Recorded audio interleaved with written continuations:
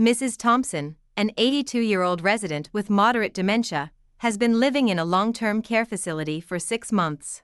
Lately, she has been experiencing increased confusion and agitation, particularly in the late afternoon, a pattern commonly known as sundowning. On this particular day, Mrs. Thompson becomes upset when a staff member, Sarah, tries to assist her in getting ready for dinner. As Sarah approaches Mrs. Thompson's room to help her change into her dinner clothes, Mrs. Thompson suddenly becomes visibly agitated. She raises her voice, saying, "I don't want to go anywhere. Leave me alone." She starts pacing around her room and clenching her fists, showing signs of distress. Sarah notices Mrs. Thompson's increased breathing rate and that she is repeatedly saying, "They're trying to take me away," which indicates heightened anxiety and fear. Recognizing the early signs of escalation, Sarah remembers her training on managing aggressive behaviors. Sarah takes a deep breath and maintains a calm demeanor. She positions herself in a way that allows Mrs. Thompson space to move freely, avoiding blocking her path, which could increase her agitation.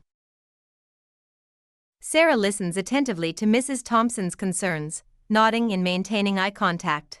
She softly says, "Mrs. Thompson, I hear you're upset. Can you tell me what's bothering you?"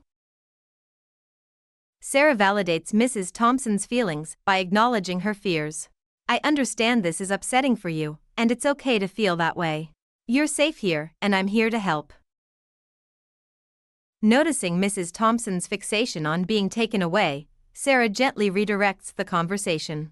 She says, "Mrs. Thompson, would you like to look at your favorite photo album together? We can take our time and go to dinner when you're ready." Sarah knows that offering choices can help Mrs. Thompson feel more in control. She asks, "Would you like to wear the blue sweater or the red one for dinner? You can choose, and we'll go when you're comfortable." Sarah continues to speak in a soft, reassuring tone and uses open body language. She remains patient, allowing Mrs. Thompson the time she needs to calm down.